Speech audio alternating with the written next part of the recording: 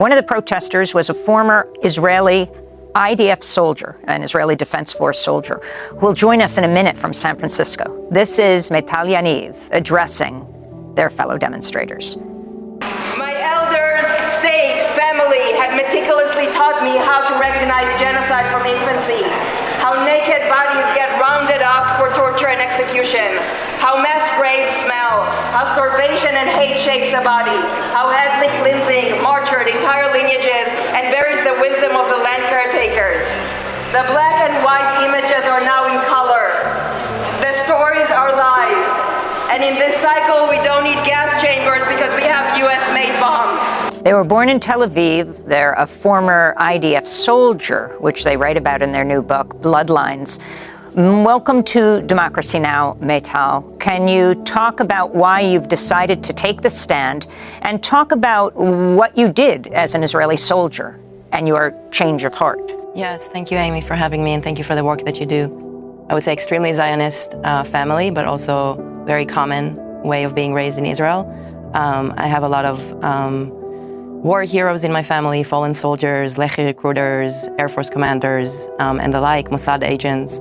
And as the child of my father, I was recruited into the Air Force. And after 6 months of serving, my base was moved from Tel Aviv to the south. This was 2002. And I was asked to send planes to fuel planes that were going into Gaza, to bomb Gaza. At that time, I didn't have the language to understand exactly what's happening. But as we returned to the base, I had my first panic attack and couldn't enter the base. And the next day, I had to come and stand trial. And I was grounded to the base for 3 weeks. And in those 3 weeks, I understand that I have to leave the army. And that, knowing at that moment, made me want to take my life because it was so against everything I was taught. And that started a process that I will be in for the rest of my life, which is the undoing of that indoctrination and that brainwashing and the way that the Israeli identity has been merged with the Zionist identity.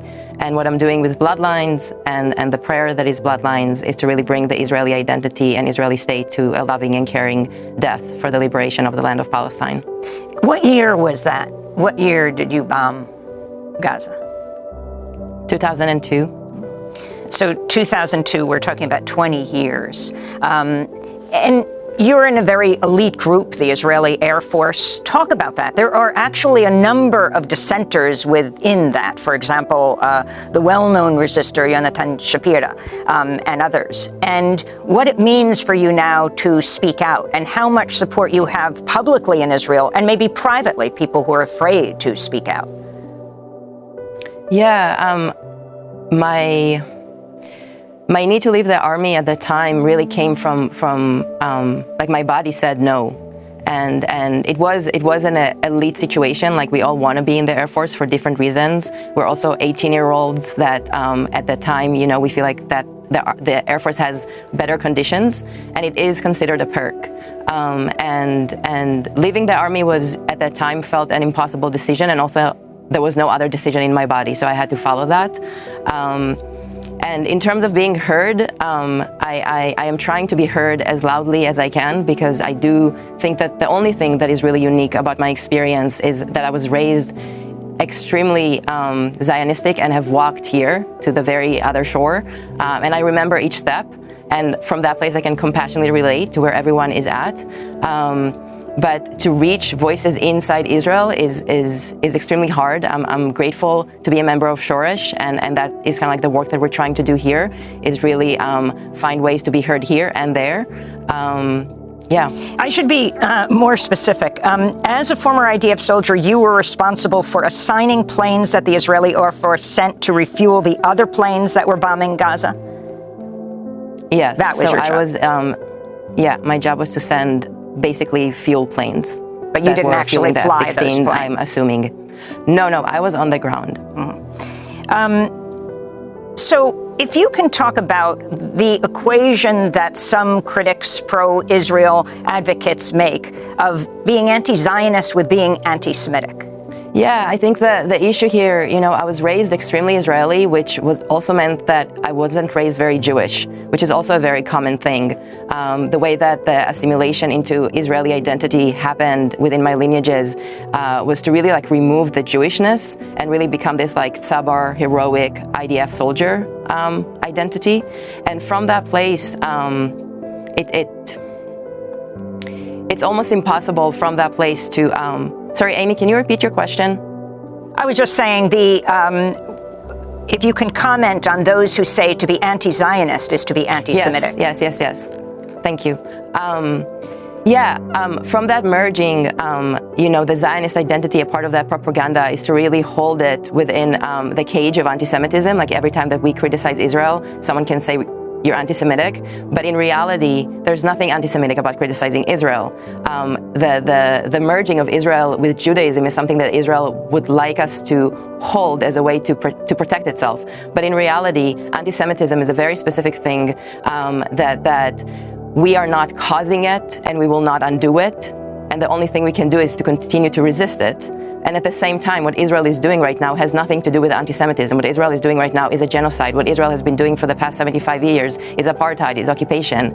The techniques that are being used in the West Bank are clearly apartheid techniques that have nothing to do with anti-Semitism. So criticizing that, walking in streets that are only for Israelis that Palestinians are not able to walk on in Hebron, there's nothing anti-Semitic about criticizing that. That is something that we are doing as Israelis. And can you talk about how you are informed by by the fact that you're a descendant of Holocaust survivors?